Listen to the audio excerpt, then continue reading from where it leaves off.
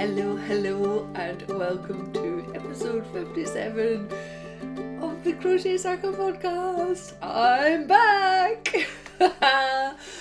Oh, it's so good to be back. It's so good to be recording, to be pulling content together, just to come back and spend a bit of time with all of you.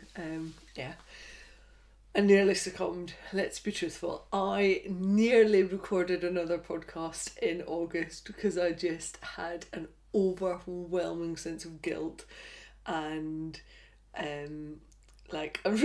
really, not that I wasn't connecting with lots of you anyway, but delivering the podcast on a monthly basis brings that connection. It kind of enforces it in a way, and I nearly succumbed in August and gave you a podcast.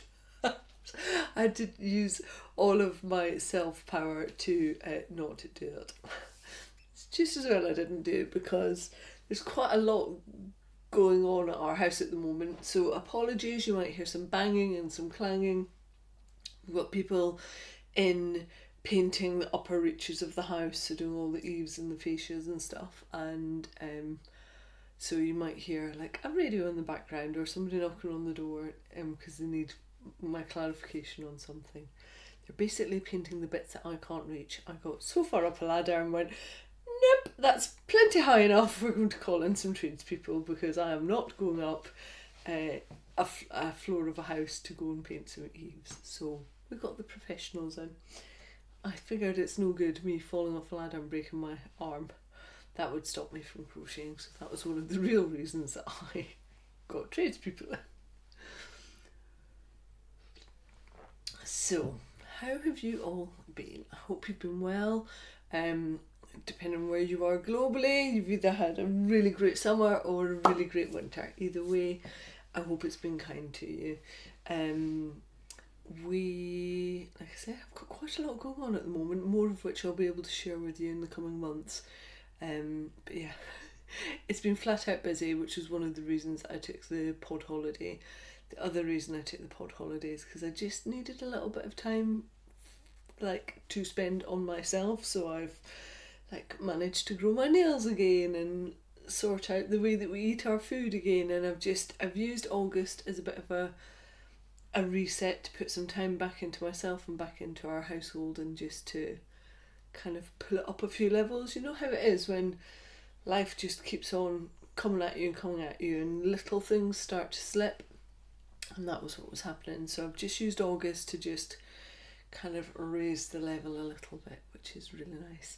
And you'll see in quick news beats, when I say there was a pod holiday, I spent my podcasting time just doing other things for the podcast. So I've got a few bits and pieces to update you on, but it's so good to be back. I've got lots of crochet stuff to show you as well. Right, let's start though with a yarn review, because I was asked by Blacker Yarns whether I wanted to review their new birthday yarn, which is called Cove. Some of you might remember myself and Jo, we reviewed their birthday yarn, I think it was a couple of years back. We didn't do it last year, and then they offered to see if I wanted to review it this year. So of course I said yes, and I didn't even ask if they wanted me to knit or crochet anything with it. 100% it was getting crocheted, because that's the bit in my mind that needs to be represented better with proper British woolly wools. So I've been busy crocheting up bits and pieces for that yarn review. Cove comes in 7 different colours, one of which is undyed, and 6 of which are dyed, and it's quite a limited colour palette. I really like it for that, because it means everything goes. You know, sometimes when yarn companies can have a limited colour palette and they're trying to almost fit every colour in, and it becomes a bit rainbow, and sometimes it can be a bit clashy rainbow. But with Cove, what they've done is stuck to the undyed, which is a heathered warm cream colour. So it's got hints of brown in there. Then they have got, they've called it a dusky pink. I actually think it's more of a kind of stone grey brown. Then there's a mustard. It's a good mustard as well. And then we're going into kind of teals, and it goes through, I think, shades of teal. They've called it turquoise, but to my end it's definitely on the teal end. So there's like a really light aqua blue, what I would say is a proper aqua blue, a standard teal, and then a dark teal colour. And that's it, that's the range. So they all perfectly blend with each other. Nothing's clashing. And if that is your colour palette, then you're going to really enjoy this yarn. It's lovely. And the names are Treth, Kellister, Tone, Ebron, Stedden, Morden and Dulles Moor. So one of the things that's a little bit different about their birthday yarn this year is it actually comes in 2 weights as well. All 7 colours are available in both weights. And I literally have got scraps of this left because I was trying to use every last bit of it up. So they have got a 4-ply weight. They've called it a 4-ply weight. I don't believe this to be a 4-ply. So the 4-ply is coming in at 306 metres for 100 grams. That's not a 4-ply. That's like quite a heavy sport weight. I would deem a double knitting weight to be anywhere from about 220 upwards. Sport weight I would say is about 333 metres.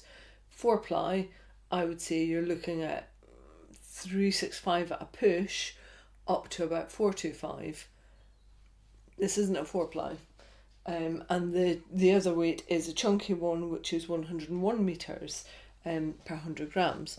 So there is quite a difference between the two different yarns, and it's really nice to be able to have that option because I would use the yarns for 2 totally different things potentially. You know, if I had a stock of it that I was going to use to make something larger with. So yeah, 2 different weights. But if you're buying it this is a general good tip anyway. Just because something says 4-ply on it or it says sport weight on it, don't just take that as read that it's going to work for the pattern that you think it's going to work for, because different countries have different kind of weight ratios for what they would call their weights of yarn.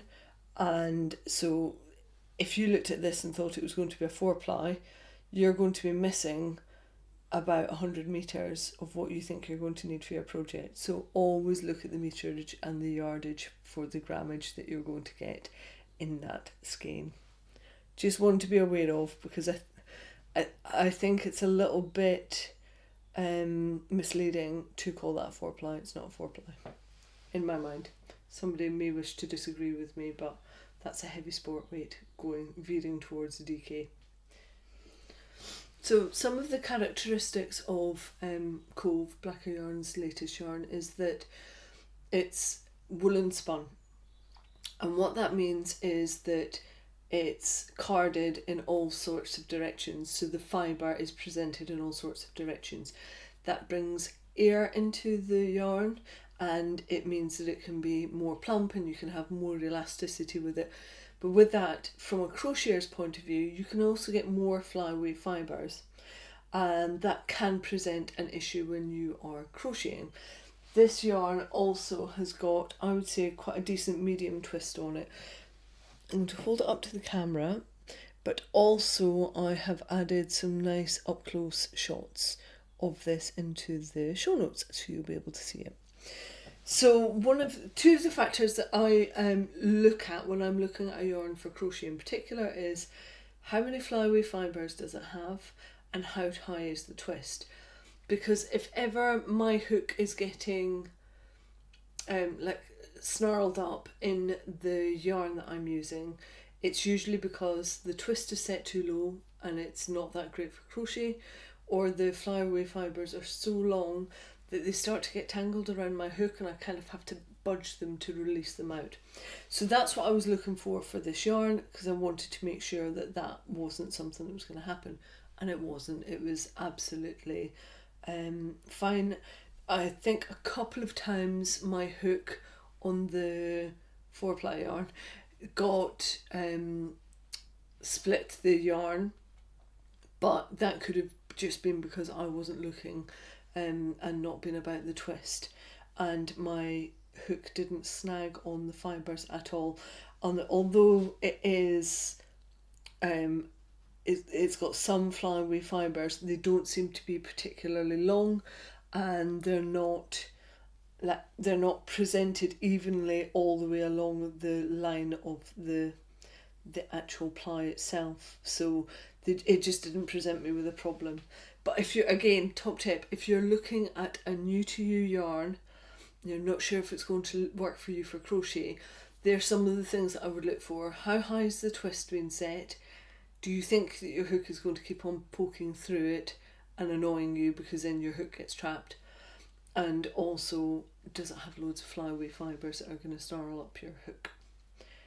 So I actually really enjoyed working with this, with both of them, with both the chunky and with the... I'm going to have to keep on saying it like that because I don't believe it's a 4-ply with the 4-ply. Loved the colour palette. I thought it was really nice to work with, but it's very much my colour palette. So the things that I made with them were some little storage hanging containers. They'd actually been in issue 125 of Inside Crochet. It was in their sustainability issue, and these are kind of pitched as something where you could use up little bits of cotton or whatever yarn you've got left. So I thought, well, that's perfect, because I had 3 20-gram mini skeins of the 4-ply and 2 20-gram mini skeins of the chunky weight yarn, and they'd wrapped the parcel in some of the mustard colour, and I managed to even use all of that up as well. So I managed to make, and I will talk about these more when I get to finished objects, but I made a clutch purse and 2 storage solutions with the 4-ply, and I also made 2 coasters with the chunky.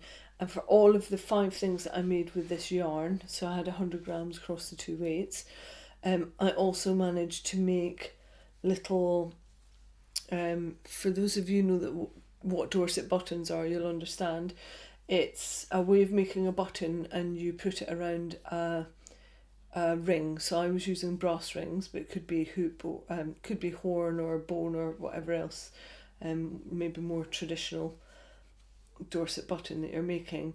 Normally you would infill, and all I've done is the I think it's the blanket stitch all the way around the ring, and that just gave a little pop of colour to each of the things I was hanging them up onto, because the whole premise of the hanging storage is that you can fit it on some of the IKEA office wall panels that you can get, and I use these for shows. So I'm actually now wondering if I could make more of these hanging storage solutions to display bits and pieces at shows. I think it could look really quite nice. It would be another way of getting more crochet onto my stand, which would be nice as well. So yeah, I made 5 different things with it, and obviously was working with it from a needle point of view with the Dorset button hoops and crocheting, and I sewed bits onto it, and it was just really lovely to work with. So it's soft, it's got a proper mix in it, this yarn, so it's not one breed in particular. It has got 7% merino, 36% Norfolk horn, 36% Shetland, 21% Blueface Leicester, and that's it. So it is a proper mix in there, and what you're getting is like Blueface Leicester is softness, a little bit of sheen, the Shetland you're going to get the toothiness and some of the heathered, and again softness from that. Norfolk horn is sturdy to my mind, that's what you're getting from there, and obviously merino, we know what merino does, that is soft and lovely, and yeah. So what you've got is something that probably looks a little more rustic than it actually is. It was lovely to deal with, it's lovely and soft, it's got a decent amount of elasticity to it. Like I say, it's plump because it's been woolen spun. The difference, by the way, the other option is worsted spun, which is when all of your fibres are combed into the same alignment, so they're all running in the same direction. So a lot of the yarns I use, it's one of the reasons that I love John Orban's yarns, is because it all runs in the same direction, and I don't get that hooking on my hook. So that's the difference between the two. But having used more of this for crochet, actually I'd probably look to more woolen spun yarns now and just be very aware of what it is that I'm buying. And it's one, if it's woolen spun, I'd probably want to see it up close before I bought it for crochet, because I would want to make sure that it's not really fly away. But yeah, it was really lovely to work with, and I just love I love the plumpness of it in particular. It's really nice. So one of the things that I like to do when I'm reviewing a yarn is to sum it up in 5 words. And the 5 words I could come up with Cove were plump, seaside, soft, heathered and natural. And the seaside bit is really talking about the colours. When I look at those colours and those teals and those natural elements, and the mustard is like one of the lichens that you get on the rocks at the seaside, it's got a really lovely seaside feel to it. The colour palette is perfectly named, being called Cove. So that's the seaside element that I'm talking about. So plump, seaside, soft, heathered and natural. And also the other thing that I like to do is say what it is that I would actually use the yarn for. So for the 4-ply in particular, I think it would work up into some really lovely garments. Like it would have a sturdiness to it, and that air that is within the yarn traps in the body heat when you wear it. So if you need a proper woolly wool lovely warm jumper, this is one to be looking at. I also think it would work well with shawls and cowls, and one of the things you might want to look up is going up a few hook sizes, so you're adding a bit more drape into it. It's going to be quite dense otherwise, so you want to add that drape into it. Also great for gloves and mittens, and I think the chunky could also be used for all of those things, but I think it would make some amazing homewares, like because it's so dense, and you could go down some hook sizes with the chunky and create a really dense fabric. I think there are some interesting bits and pieces that you can make with that for your home. It would also be suitable for all of those other things that I've mentioned, but you're going to get, if you know, mittens made with chunky wool, you're going to get chunky mittens. So if that's your thing, it's also going to be amazing for that. If you're in a colder climate, I think this wool could be really interesting for you. I think that's it. Other than to say I really like the ball band that they put onto it as well. It's got a nice set of waves up at the front, and Cove is written in almost like a knotwork in a rope effect, which is lovely, and it's on craft paper, which I'm always drawn to craft paper. The brown just pulls me in, I love it. And again, there are photos for all of this in the show notes. One of the things that I've already done is added a full review of this with loads of photos into my blog. I've linked that from the show notes. So the show notes present a little bit of the information, but I didn't want to put it all in there. But there's a link to the wider review in there for you if you want to take a look. Okay, let's move on to... that was like a... Oakley dokley, hidely ho neighbours. Let's move on to finished objects. I'm clearly quite giddy and I'm drinking coffee. I have managed to get through quite a few things. Most of them I made in August. One of them I made in advance, but it came out in August and now I can share it with you, and it's the thing that's on the cover, which is my Stormy rainbow blanket. I know people love rainbows. I'm not a massive rainbow lover, but I love a dirty rainbow. And I really love this blanket design that I pulled together. And so do many of you. Like, I was totally overwhelmed by the number of people that were liking it, that are making it. yeah, I wasn't expecting that. So it's been really popular, and that's like, as a crochet designer, that's what you want. You don't want to put stuff out there that people don't want to make. You want the stuff that people really love and engage with. So Stormy Rainbow has certainly been that. So thank you. That is in the current issue of Inside Crochet. That's number 127. I've put a link into the show notes because if you can't get it in your local newsagents or supermarkets, or you are abroad, the link can take you to where you can get digital copies from. And they're also doing a really good deal actually on copies. Like there's a 6-month deal and a 12-month deal. So yeah, there's that too. So I can't show you the blanket here, like I can't hold it up. I'm going to put some photos in because I've lent it to Becky and Marcus at River Knits. They are looking to get their yarn shop open up again, I think next week. And so I have no yarn shows, they have no yarn shows, and I've got loads of samples that have been done in their yarn. So I just said, do you want to borrow them? You can have a little like crochet and knitted corner of my designs, and then people can feel the designs and feel your yarn crocheted up.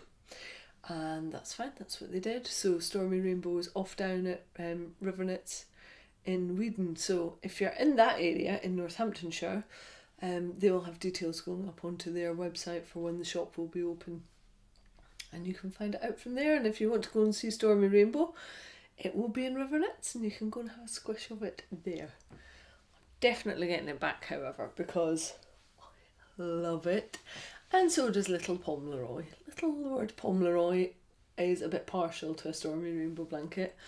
I had it out to photograph it, and I literally turned my back. There was no cat in the kitchen. I turned back round, cat in the kitchen on the blanket, like, I'm loving this one. He doesn't love all my blankets. He loves Stormy Rainbow.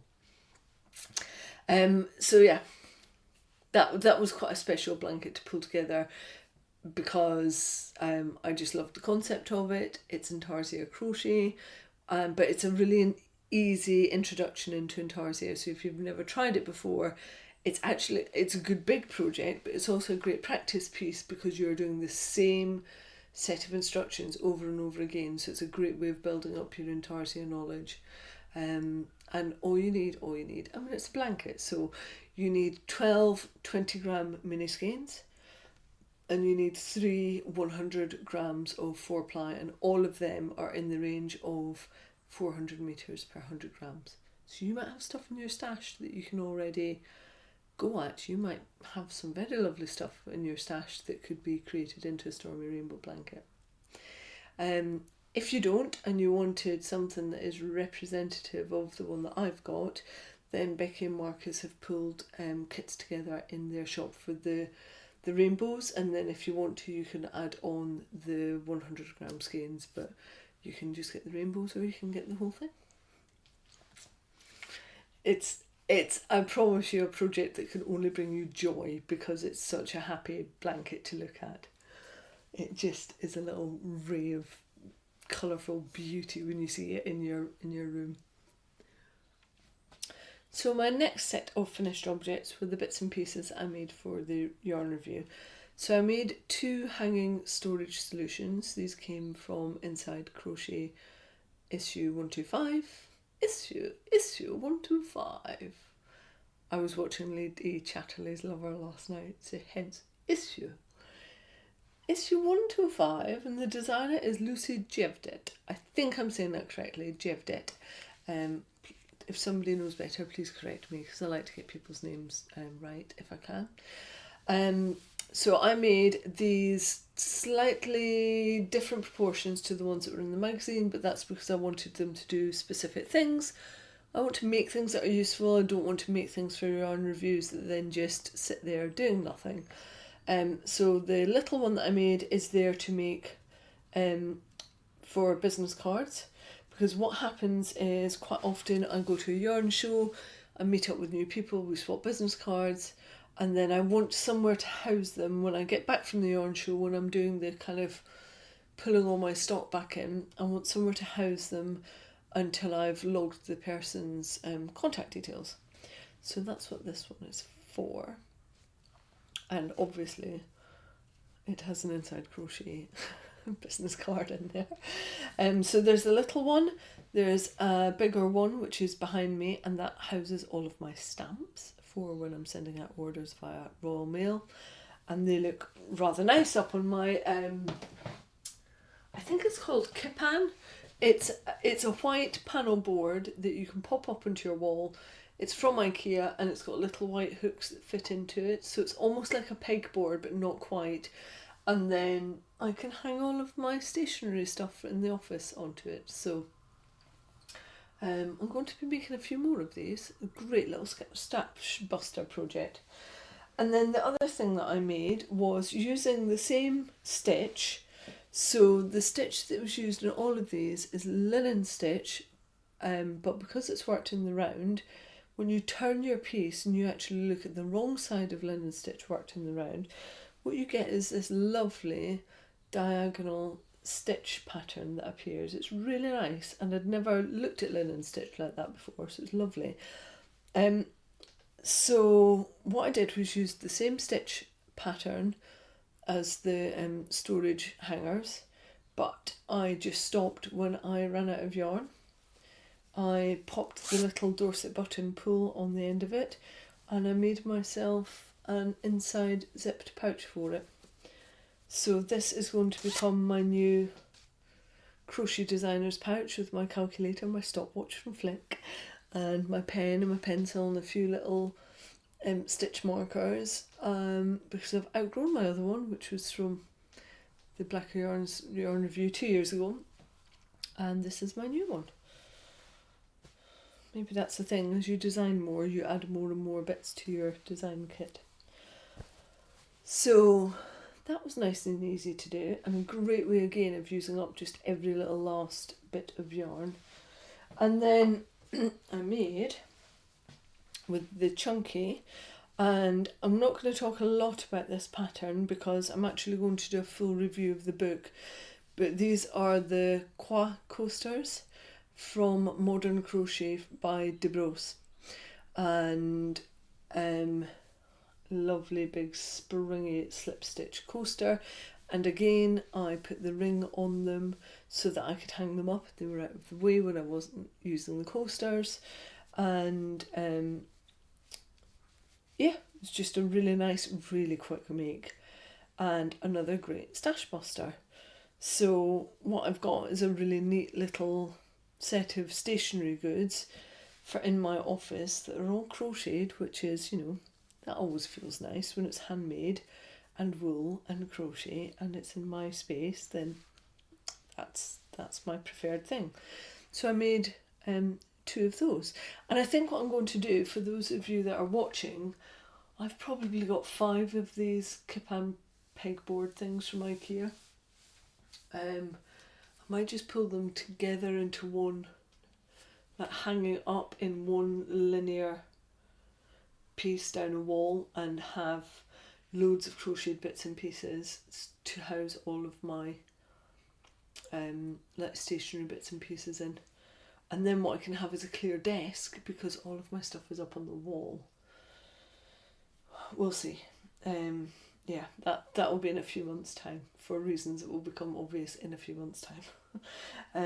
So yeah, that was another set of finished objects, but all really quick makes.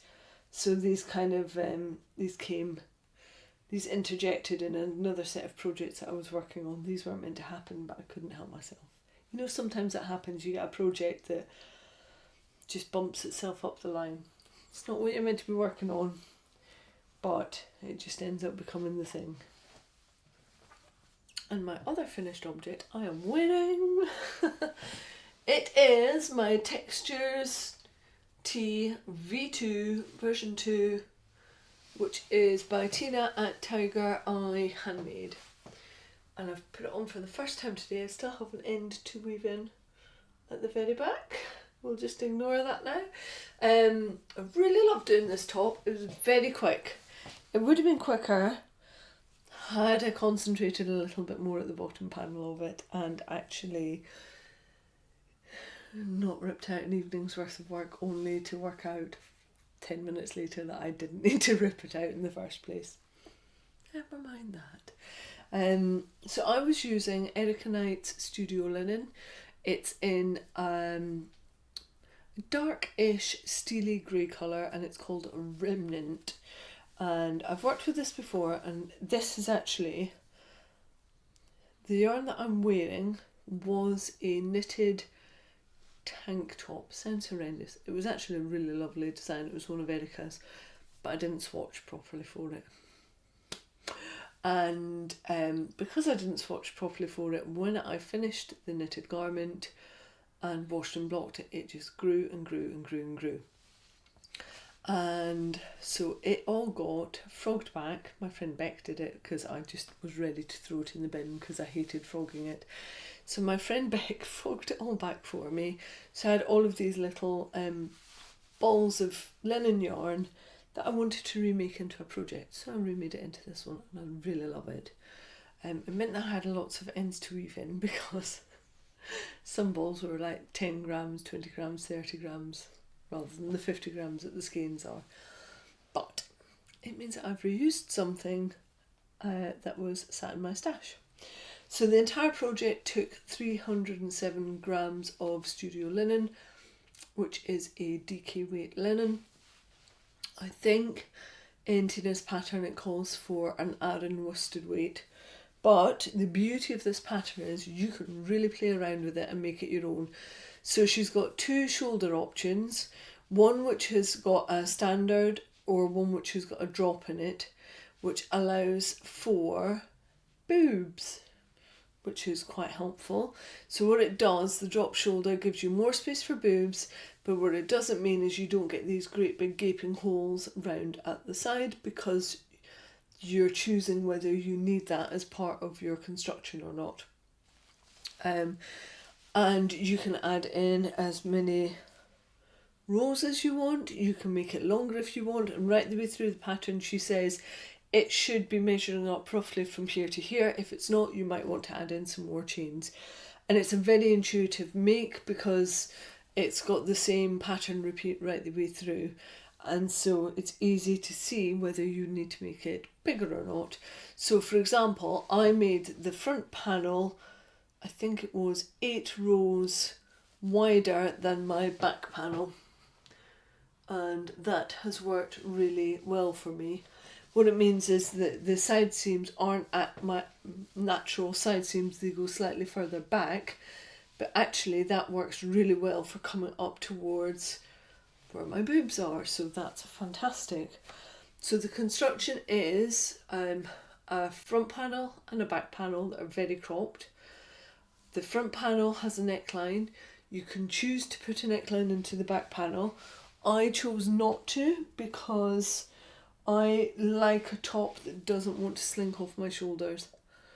And one of the factors that I find is because I'm bigger boobed, quite often with patterns, the shoulder and neckline, it tends to be bigger and then they just fall off my shoulders. So by not having that scoop on the back, I'm creating more structure at the back of my neck. And when I put this top on, it stays exactly where I want it to stay. I'm not constantly pulling up like you can be with other strappy tops and other tops. It just stays where it needs to be. So you work a front and a back panel, and they are then presented vertically, so you're working them vertically, and then you work the bottom is done horizontally. So you've got this nice juxtaposition going on within your crocheted garment. And again, it means you can, at the bottom, because you're working it horizontally, it's really easy to pull it in at the waist if that is what you want to do. It's really easy to lengthen it if that is what you want to do, because if you're trying to do all of that on a vertical crochet panel to wear, then you can't try it on and get the fit right as easily as you can by doing it in this vertical and then horizontal fashion. So the vertical bit that I've got comes just below my bust. So that then allows me to make sure I'm getting the shaping absolutely spot on coming around my waist, and I'm getting the exact length it is that I want. I like things that sit right just at the top of my hips. If my garments come beyond my hips, because I'm quite curvy, then it just adds bulk. I like things that fit really quite nicely and show off my curves. To me, that's a set of garments that look really good on my figure. And this top does exactly that. So when I'm thinking about Crochet Clan and people that might suit this type of top, Stasia, this might be one for you. You're not a dissimilar body shape to me. But if you're looking for something that isn't totally figure hugging, but is enough that you're showing off your curves, then take a look at the Textures T V2. It is also size inclusive, which is one of the reasons that I chose it. And really quick make. You could do this in a weekend if you put your mind to it and didn't frog back the bit that you didn't need to frog back. Now, it is slightly annoying that I've just finished it and summer feels like it's gone, it's disappeared. It's definitely autumnal out there, but I think I'll just keep on wearing it indoors. Worst case scenario, I've got my summer top already sorted for next summer. So, skipping on to en route, I only have one. Don't have any knitting on the go. I have one crochet object. I don't think I've knitted for about 3 weeks now. That's my own fault. I sickened myself. I was working on a design for some scrappy knitted socks. And I knitted, I think, 6 pairs of socks in 2 weeks. That's all I did. But it was really mindless. It was at the beginning of the pod holiday. And I just needed something I could just sit there and knit through. And I did 6 and sickened myself. And I've crocheted ever since. So my one en route, I just started last night. But I've actually made quite decent progress with it. The pattern is the Encanto Wrap by Claudia, who is Crochet Luna. Hello, Claudia. And this has been on my list for so long, and I said before I went on my pod holiday that I had 2 things lined up: Textures Tea and Encanto Wrap. So that's it. I'm on it. I said I was going to do them. I wanted to do them. I'm doing them. So yesterday afternoon I went stash diving, and I came across the softest alpaca I've ever bought, that I've ever felt, that I've ever anything. It's absolutely beautiful. I got this. If anybody wants to take a trip with me, I'll gladly go back to this yarn shop because it was in Auckland in New Zealand. So anyone coming? Do you want to come to New Zealand with me? Really nice little yarn shop, and this was in a basket. You know, quite often I think the best finds in a yarn shop are just in a little basket, the bottom shelf, because quite often that's where some of the local yarn is. They don't have loads of it, so they can't make a big display of it. But if you go rooting about, you can find some absolute gems, and this was one of those. So it's 100% alpaca. It's by a company called Brennell Alpacas. I'll have links in the show notes. I was looking at their stuff online, and what's interesting, I think I was in New Zealand 6 years ago, 5 years ago, something like that, and it's interesting to see how much the company has moved on since then. They seem to be doing stuff in skeins, and they've got more colours. They're doing variegated bits and pieces on their alpaca as well, from what I could see. This is ridiculously soft. So this is, again, supposedly a 4-ply. This is why you need to check. It's in 50 gram hanks, but I actually think it's more like a sport weight. But that doesn't matter, because the beauty of the Encanto Wrap by Claudia is that gauge isn't really an issue. You just use a hook to get to whatever pattern fabric you like, basically. So although her pattern suggests a 5mm hook, I'm using a 4mm hook, and that's because mine isn't going to be a wrap. I have got 150 grams of this, and the pattern calls for 200. And so I'm just going to keep on going with the pattern until I can't go on anymore. It's going to be a lovely big, like a funnel cowl that is just going to sit around my neck and keep me warm all winter long. This is my winter cowl for this year. I'm thinking that what I'm going to do is have almost like a work uniform. This year I'm going to have a pair of slippers in my office. I'm going to have my cowl, and at the end of the day I hang it up, maybe on my IKEA storage, and I take my slippers off and I put my outdoor shoes back on, and I go back into the house. And when I come back the next day, I put my slippers and my cowl on, and these are going to become work uniform for keeping me warm out in the studio. So I have finished the first section, which is the mesh section, and obviously this hasn't been blocked, and when I block it, it's all going to come out and you're going to see all of the mesh stitch that's in that crochet. Equally, I might not, because I'm quite liking it. I hate spiders. I really hate spiders with a passion. But for some reason, the unblocked version is just reminding me of the beauty of a spider's web. And I actually quite like that, even though I hate spiders. So this might be a project that I don't actually block, because I just want like the density of the fabric to remain as it is. We'll see. It depends on how big it is when I've finished working it up into a cowl. So, sorry Claudia, but you must have known that I am incapable of following a pattern to the T. I just have to put my own twist on it. I can't help it. So you're not getting a wrap from me. I'm giving you the Encanto cowl. I reckon this will be finished this weekend, because, you know, if I can do that in one night, there's probably almost 30 centimetres by 45 centimetres there, and I have maybe got about 20 grams, so I've probably worked up 30 grams so far. Maybe got about 120 left to do. A really enjoyable make. The Encanto wrap stroke cowl uses two different pattern sections, and then it's sections of those stitch patterns.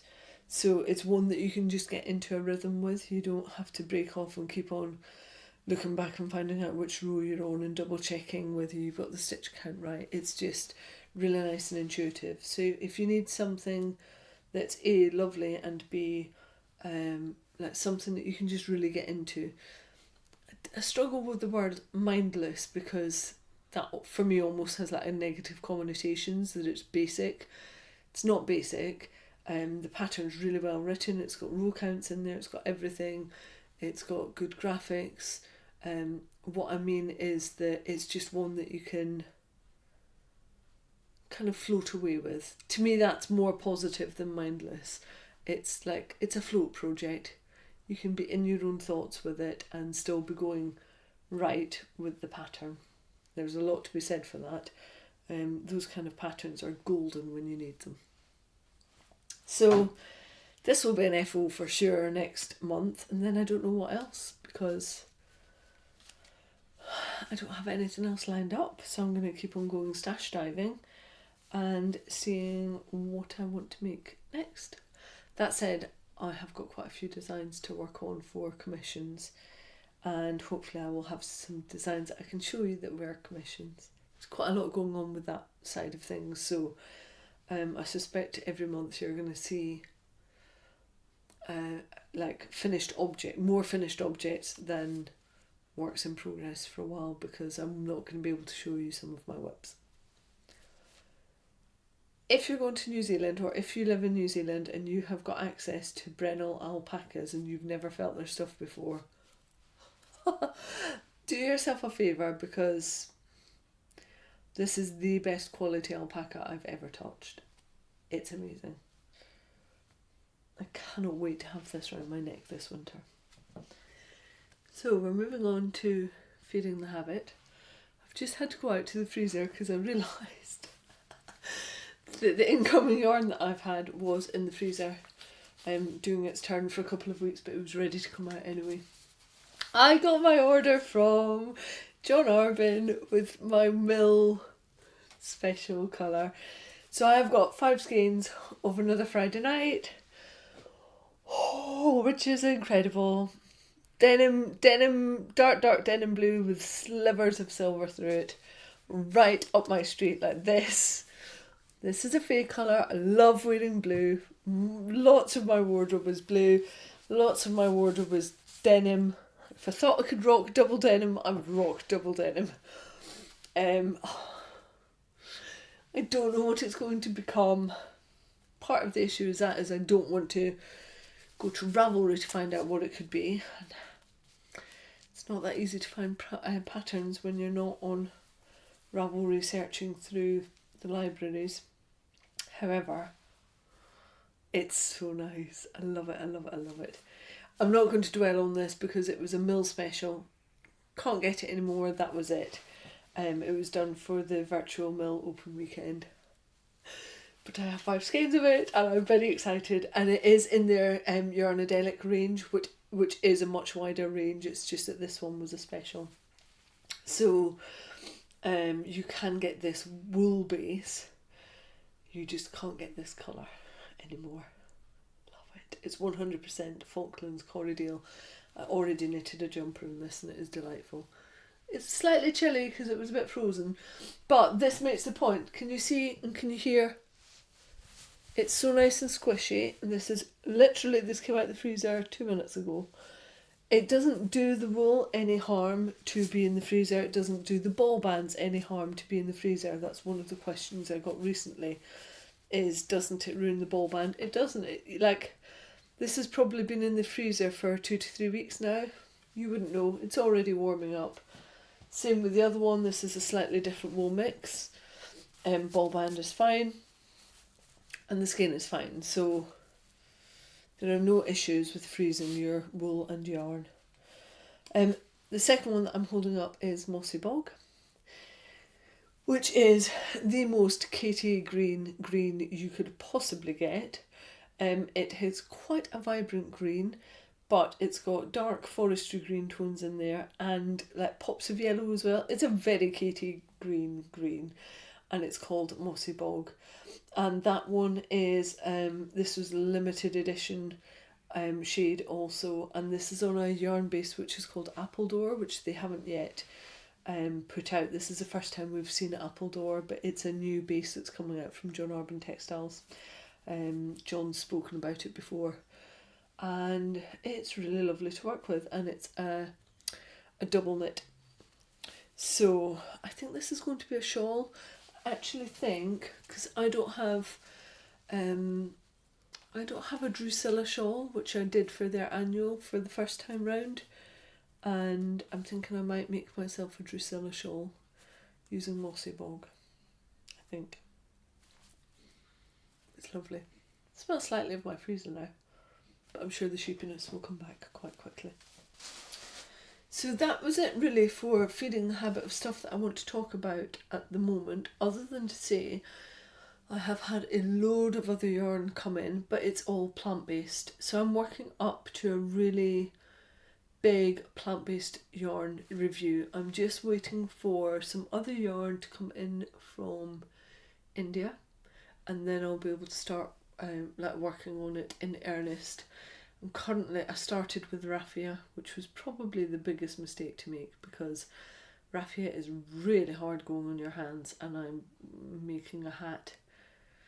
I say that with slight hesitation because I'm not entirely sure I'm going to get to the end of the hat, because summer has gone and my willingness to work with a yarn that's really hard going on my hands for an object that I'm not going to use for 6 months.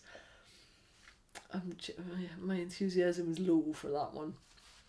So I've had loads of other yarns coming in, but they are part of a massive review that's going to take me months to pull together, and I'm not quite sure how I'm going to do that review yet, whether I review a couple of yarns each podcast or just do a lot of it online and then give you like a précis, an overview of plant-based yarns. I'm not sure, so I'm working away on that in the background, but I've got all sorts of amazing plant-based yarns in. I'm not coming at this from a vegan point of view. I'm probably more coming at it from just a point of understanding. Like, I deal with wool a lot, and there are other yarns there, and I like to have knowledge across the board. So I think that's where I'm coming at with it. It's something I've wanted to do for a long time, and there are so many amazing plant-based yarns out there that have got good environmental credentials. There are plant-based yarns out there that don't have good environmental credentials, so I want to look at it from a usage, utility and an environmental aspect as well. So coming, but like months down the line on that front. So, quick news beat. I have quite a few of these because, as I alluded to earlier, I've been doing much podmin. Global hookups are back. The next one is going to be on Saturday the 19th of September, and then again on Sunday the 20th. So on the 19th it is at 8 o'clock PM British summertime, and on the 20th it's 9 AM British summertime. All of the details are in the show notes. They're also up in Mighty Networks. You all know where to find it, and it will be up in Instagram stories and highlighted with the joining details as well. So if you want to come and join us, please do. It's going to be lovely to be back and have us all in a room again with a glass of wine or a coffee or whatever we all want, and just, it's going to be nice to be crafting together again. So I'm really excited to have hookups back. Bit number 2 to tell you about is that one of the things I was doing was refreshing the show notes a little bit. The hosting package that I use is Podbean, and they've actually been upping their game quite a lot recently. So things like, it's now easy for me to add alt text into the actual image itself, so I don't have to add that into the show notes part. So the show notes can look cleaner, and I've changed the theme, so it just looks... It looks a bit more Instagrammy. It looks a bit more like the set of show notes that I want to be able to present for the podcast. I still can't align all of my images into the centre for some reason. Every time I do it, I press save, I go back into it, and everything has gone to left align. So there are still some little gremlins in there, but all said, it's had a refresh.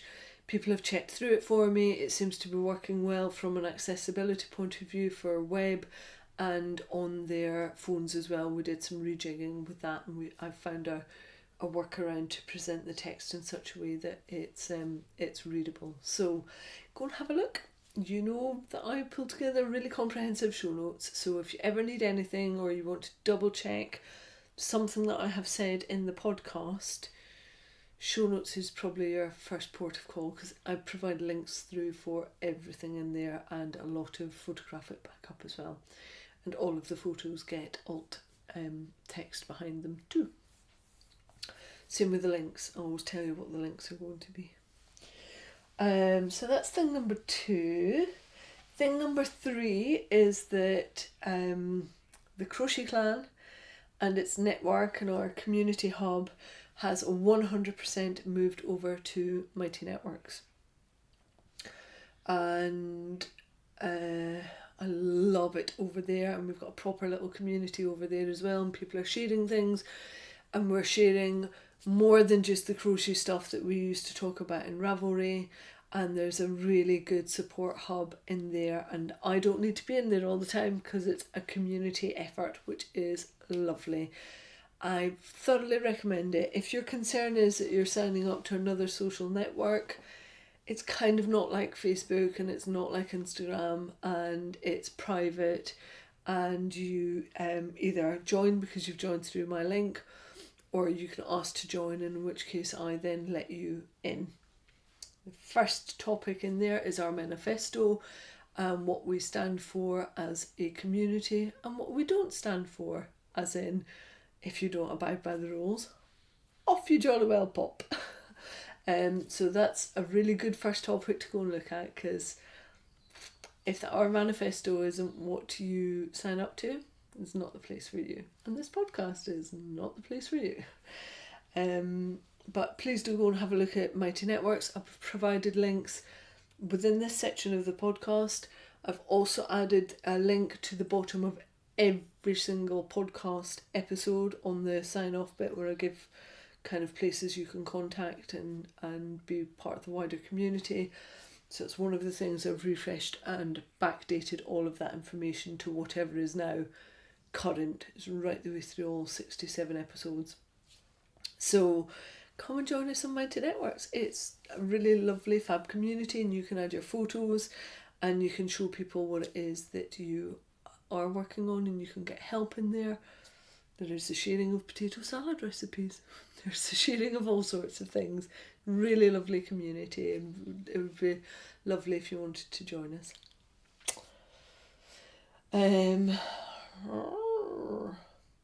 Just to add on to that, I don't know what that noise was. Just to add on to that, I have now locked down all of the threads in Ravelry. So if you want to get in touch with me, there's literally no point in going to Ravelry, because I'm not going there to look for the community element, and I'm not answering stuff over there. It's all in Mighty Networks, or you know where to find me on Instagram as well. Next, quick news bit is that on the back of that Ravelry stuff is also, where on earth do you hold all of your project information so that you can share it with people now? Like, where do I do that? Because, you know, people that, for instance, might want to make the textures tee and want to see how many stitches I've done and what my gauge was, where do I house that information? So I have an option for that. There are a couple of things now. I'm going to do a monthly makes roundup at the end of every month as a blog post, and that will just show all of the things that I'm working on. So I really try hard to keep it to as much crochet content as possible in the podcast, because crochet gets a bad rap and it needs as much elevating as possible. But I do lots of other crafts as well. I do lots of baking and cooking, and I make my own recipes. So I wanted to show off more of my crafty life. And so I've been thinking about this monthly makes blog. So I'm now adding that in. I've already done the one for August. That's up on my website. It's all crochet for August. But I need something more that I don't want to create a blog post that is just all of the details. I did so many stitches. This is the swatch. This is the gauge. I want another way of getting that across. And so I've started using an online system called Evernote. And it's basically like having a filing cabinet. So I have got a folder for crochet, one for knitting, one for sewing, one for recipes, one for any other crafty part of my life. And then I can add notes into that folder. So for instance, in my crochet folder, I have got a note on the hanging storage. I have got a note on the Kwa coasters. I have got a note on my textures tees. The beauty about Evernote is that I can then provide a link into my Evernote, and you can all see the information that I have pulled together on that in my Evernote. It sounds like a lot of work, but actually I think it's going to be really quite useful. I can add photos into there as well. So you can get access through the links, and I've provided them under all of my finished objects in the show notes. Every single one has got a link, and you can now go in and you can see my Evernote note on each of the projects that I am working on. Something that I've just started doing, so more and more detail will actually build up as I get used to it and see what my template is going to look like for passing information over. But this was one of the other reasons for doing the monthly makes blog post, because a blog post is very searchable in Google as a search engine optimization potential for me.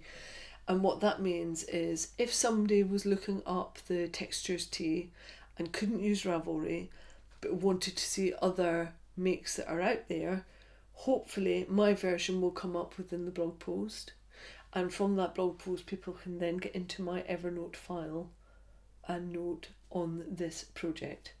So it's not going to be even closely as usable as the platform Ravelry was, but it at least gives an outlet for people to be able to see versions and the project notes behind them. So that's something I'm going to be endeavouring to do for every project that I have. If I link it to the blog post, which is a monthly time feature, then I've got the impetus to keep that going and to always have updated project notes, but it will always be in Evernote, and I will always provide links into the show notes as well. So if you need to know more about a pattern that I'm working on, you're going to find all the details through there. You're not going to find them on Ravelry. Final one for quick news bits, I promise. It's just a lot of podmin because I've done a lot in August to kind of refresh everything. So this is quite a biggie because for a long time I've had real issues around getting financial support for the podcast. I started a Ko-fi account, but I did it as a half-arsed attempt, really. Finally got over myself. I had enough of you saying prod Patreon, get on with it, that I finally got on with it. So I have started a Patreon account. I'll keep the Ko-fi thing going because some people might know about it and it's already set up and it's there. But the reality is I'm moving people towards Patreon. And one of the things that's really lovely is over the last few years in particular, the wish to start financially supporting people's creative endeavours has really grown. And it means that creativity and doing things like this, doing a podcast where you bring value to people, is being seen as exactly that. You're bringing value to people and you're sharing your knowledge and you're sharing your passion for something, and some folk are willing to support that, which is lovely. And I just needed to get over myself with that one. So I've provided a link in the show notes. You'll see that there's a Patreon button up at the top of the show notes as well. So I've split it into 3 tiers. There's lace weight, which is £3 a month, sport weight, which is £5 a month, and worsted weight, which is £10 a month. And there are all sorts of benefits within those 3 tiers. So it might be money off in my online shop, Provenance Craft Co., a discount code on patterns. One of the main ones I think some of you will want is to, within, I think it's the 2nd and 3rd tier, there's a Patreon specific Zoom session once a month. And also for all tiers, if you are a patron, you get access to the podcast audio and video 24 hours early. There has to be a benefit for people that are financially supporting me for what I do, and I'm not saying it's just really nice that people want to do that, and it means I don't have to go and get a part-time job, which means that I can actually do what it is that I love doing, because essentially it becomes my part-time job rather than something that I'm just trying to squeeze in and fit in with everything else. So it allows me to take a slightly different look at the podcast and how I deliver it and what I deliver, which is nice.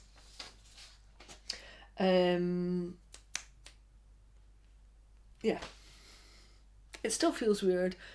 I think my issue around it was that it felt like begging, and it's not. Like, I put out a crochet podcast month on month for years, and I work really hard to make it good quality and interesting and to build up skills and knowledge, and that's a job.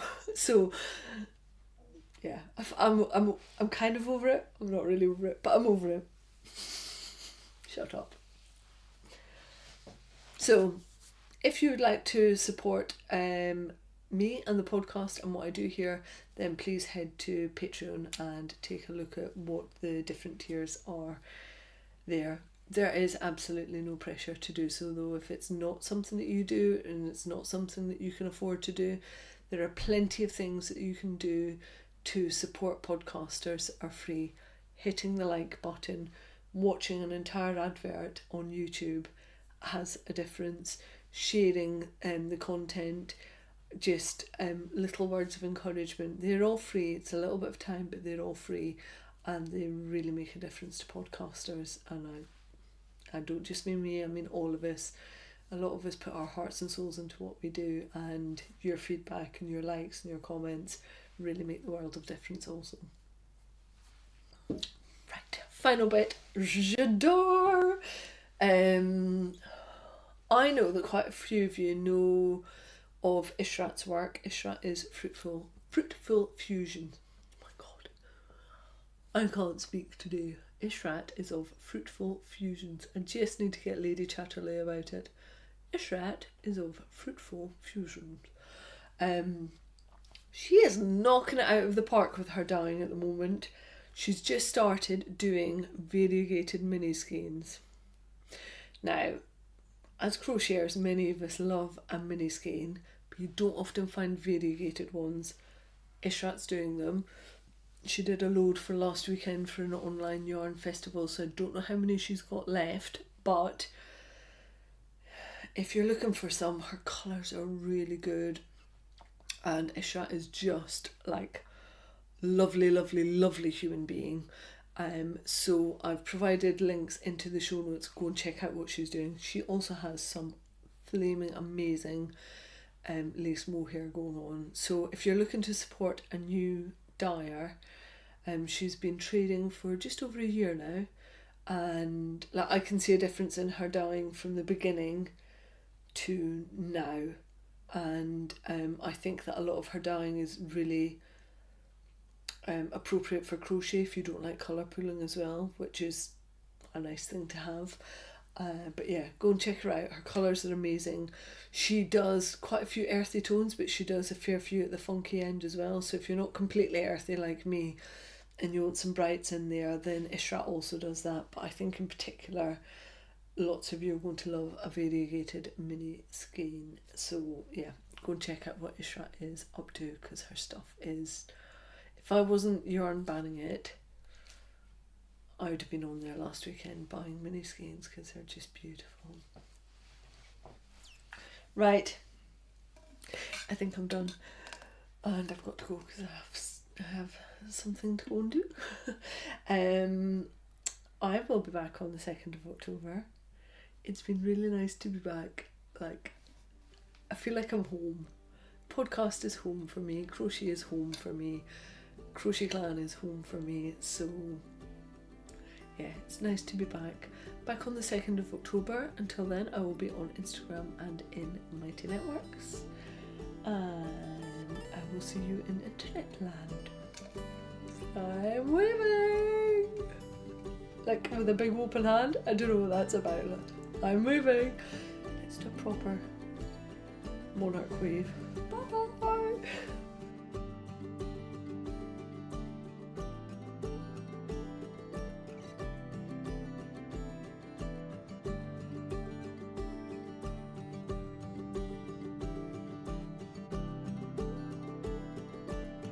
Feels weird. It's been ages. Right, come on. Got your water. You can do it. Do it, being cute.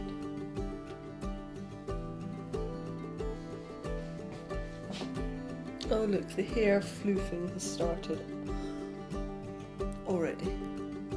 Why can't you just leave it be? Oh my word. Like seriously, stop touching your hair. Just let it be.